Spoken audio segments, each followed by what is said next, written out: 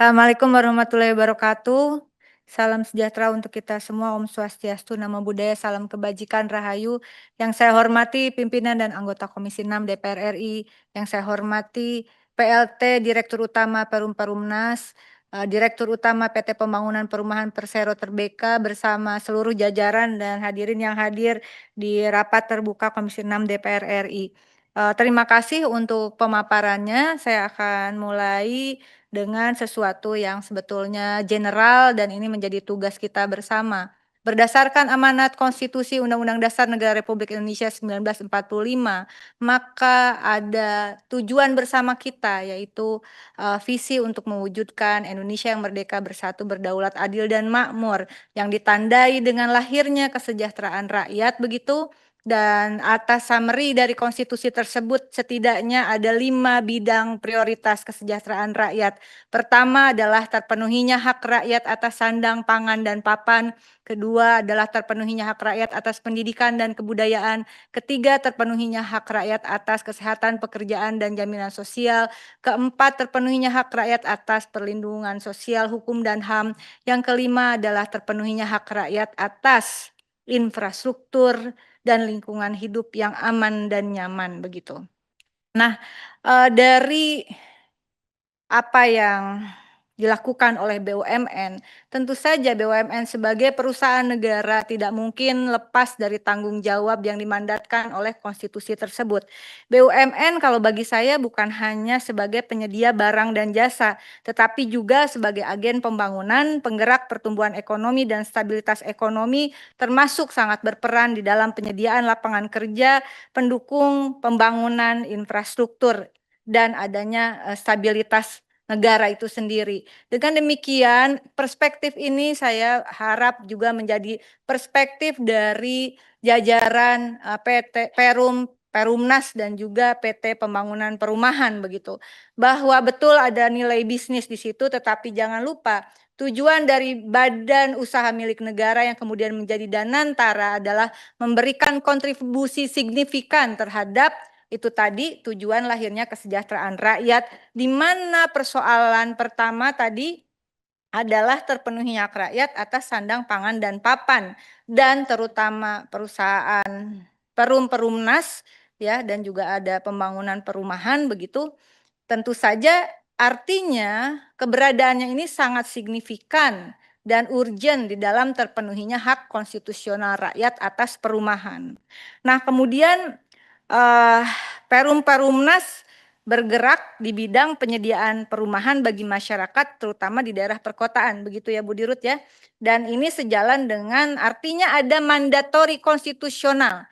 Saya ingin kita semua tidak hanya bicara sesuatu yang perspektifnya bisnis, iya bisnis, tetapi kita sama-sama adalah orang-orang yang mendapatkan mandat dari konstitusi. Karena ini akan menjadi perspektif penting di dalam penguatan kedua BUMN yang hadir pada rapat siang hari ini. Nah, lalu kemudian Perumnas menurut saya masih ingat di rapat 8 Juli 2024 ketika di RUT yang lama Budi Sadewo Sudiro kemana sekarang? Sudah pensiun Pak Budi mengajukan PMN begitu ya, penyertaan modal negara. Boleh langsung pimpinan sedikit. Dan PMN itu diajukan 1 triliun, apakah sudah turun? Sudah. Yang 2025? Belum. Oke, karena ini menjadi penting ya, bagaimana perlu ada support terhadap Perumnas begitu.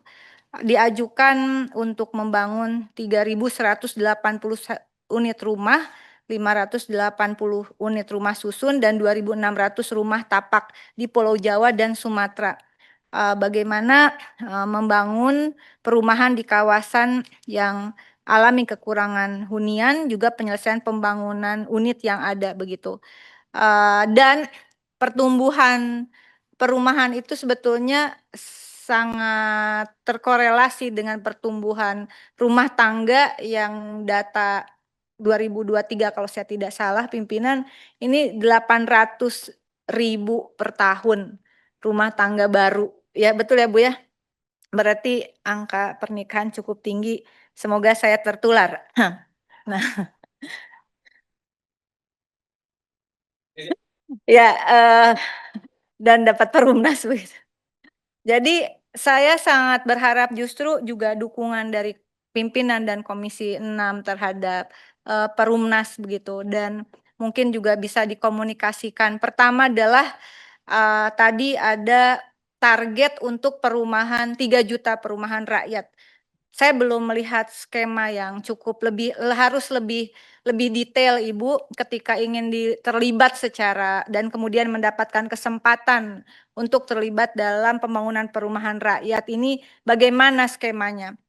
Oleh karena itu nanti mohon dibuatkan khusus bagaimana rencana seandainya kemudian Perumnas betul-betul dilibatkan di dalam pembangunan 3 juta rumah rakyat khususnya perkotaan seperti yang disampaikan oleh teman-teman tadi apakah untuk perkotaan vertikal modelnya atau seperti apa begitu, bagaimana skema bisnisnya. Dan tadi, disampaikan oleh teman terdahulu mungkin juga lebih detail mana yang disubsidi dan mana yang tidak, bagaimana targetnya begitu, itu harus jelas. Dan selanjutnya adalah, Perumnas saya kira, juga penting untuk segera mengonstruksikan, skema atau model bisnis, eee antara Perumnas dengan koperasi desa. Karena beberapa hari lalu kalau saya telusuri pemberitaan, ini sudah ada semacam MOU antara wakil, menteri Kementerian Perumahan dengan wakil menteri Kementerian Koperasi terkait kerjasama dalam pengadaan, perumahan bagi rakyat yang melibatkan koperasi desa. Oleh karena itu mohon nanti bagaimana skema bisnis karena menurut saya sebaiknya melibatkan Perumnas, ya sehingga ini kemudian tidak hanya akhirnya berujung pada proyek pengadaan rumah yang sebetulnya di dalam Satgas Kopdes itu ada juga BUMN, sehingga keterlibatan Perumnas saya kira menjadi penting, tapi Perumnas sendiri harus mohon bantuannya untuk ada model skema bisnis, rencana bisnis Perumnas berbasis bisnis koperasi desa. Bukan hanya kemudian melatih UMKM untuk penggunaan membuat bata merah, itu di dapil saya banyak Bu, rakyat udah bisa. Tapi skema bisnis, tentang apa namanya itu, infrastruktur, tentang properti ini, di mana kira-kira koperasi desa itu akan dilibatkan begitu. Nah, yang kemudian ingin saya sampaikan, ini pesan aspirasi kita sudah berkomunikasi ya Bu ya, tetapi menurut saya juga penting disampaikan di dalam rapat ini adalah ada contoh persoalan kondisi existing di lokasi Rawalumbu Utara Bekasi, ini titipan juga dari pemerintah daerah Kota Bekasi, begitu ada luasan tanah sekitar 6.000 meter persegi di Perumnas. Jadi saya akhirnya setelah berkomunikasi, saya baca lagi jawaban Perumnas terhadap Pemda dan kemudian apa yang terjadi itu di Bekasi ternyata akibat indikasi ada sekitar 6.000 meter persegi, Bu, betul? Betul, Bapak ya? Tanah yang tidak difungsikan dengan baik, maka terjadi banjir. Perumnasnya rawan banjir begitu. Dan tanah yang dimaksud itu Ibu bukan untuk digunakan untuk membangun rumah atau bangunan, tapi justru pemerintah Kota Bekasi sedang berupaya menata sesuai dengan Perda RT RW-nya begitu. Oleh karena itu dibutuhkan folder agar Perumnasnya tidak banjir. Bapak mohon disimak. Agar Perumnasnya tidak banjir, maka dibutuhkan folder untuk menyerap air.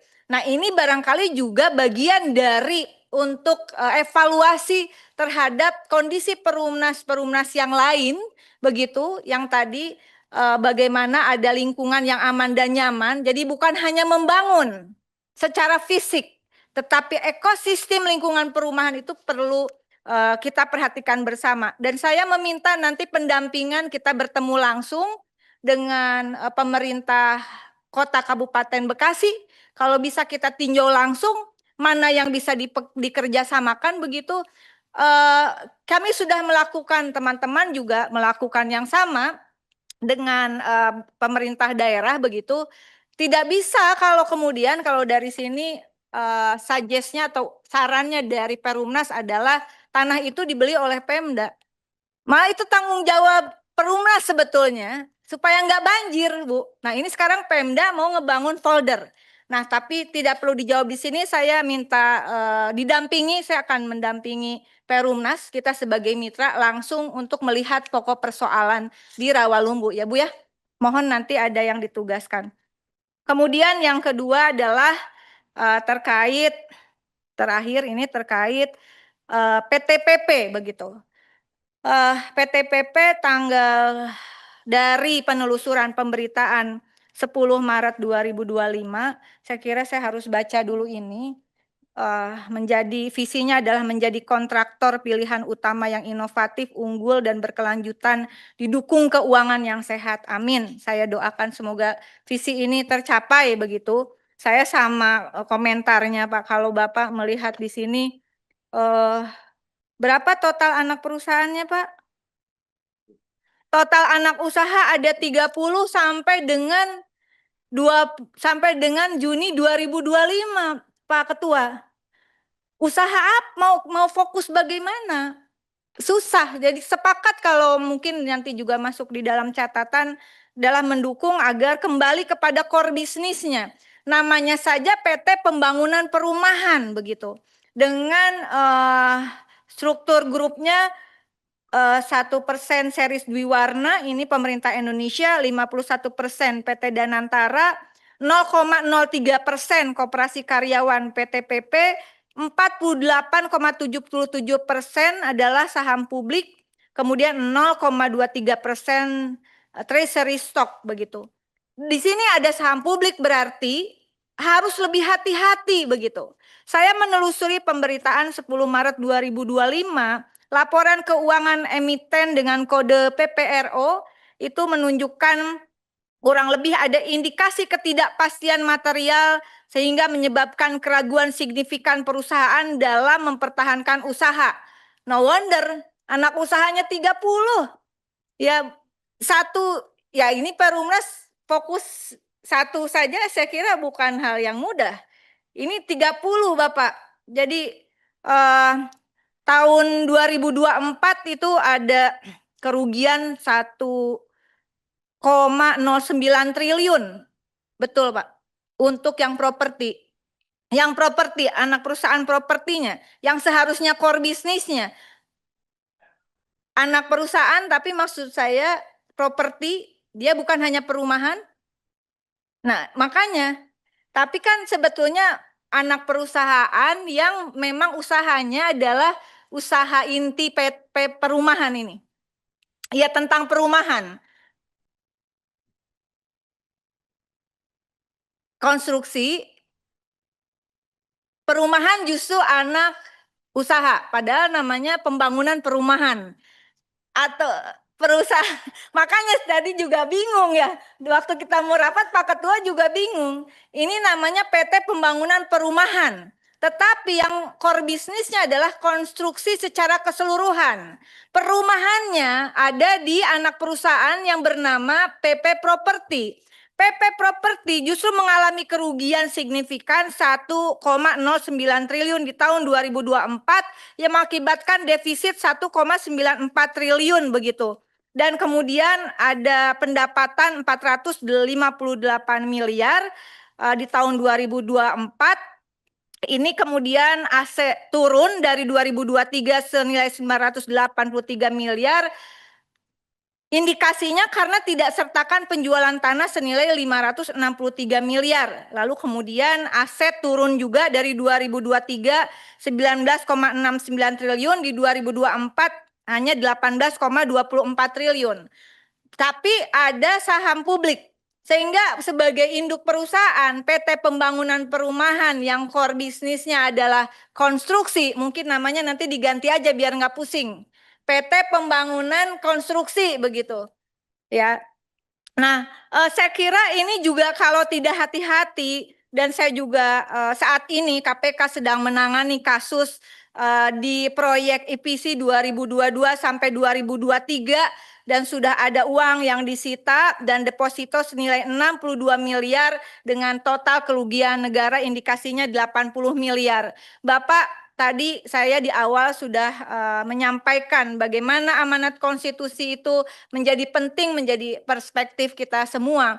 Oleh karena itu saya juga sangat mendukung tentu saja supaya tidak ada keraguan untuk melanjutkan usaha untuk secepatnya bagaimana, apalagi sekarang ada Danantara. Sekali lagi 30 unit anak perusahaan itu kebanyakan, Pak. Kebanyakan begitu.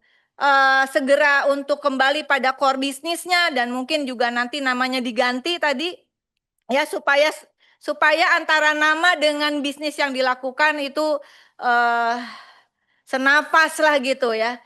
Nah, terakhir saya juga minta nanti dari PT Pembangunan Perumahan, karena sekali lagi ya semuanya ini BUMN. BUMN itu ada di dalam Satgas Pembentukan Koperasi Desa. Setiap BUMN yang rapat selalu saya memintakan bagaimana konstruksi dan rencana BUMN, PT Pembangunan Perumahan dan juga Perum-Perumnas dalam berkontribusi terhadap Koperasi Desa Merah Putih, dibuat skema bisnis berbasis Koperasi Desa Merah Putih. Demikian pimpinan, terima kasih untuk kesempatan bicara panjang lebarnya dan penambahan 800.000 per tahun rumah tangga baru insya Allah juga berdampak pada saya dan Pak Bardi. Terima kasih. Wassalamualaikum warahmatullahi wabarakatuh.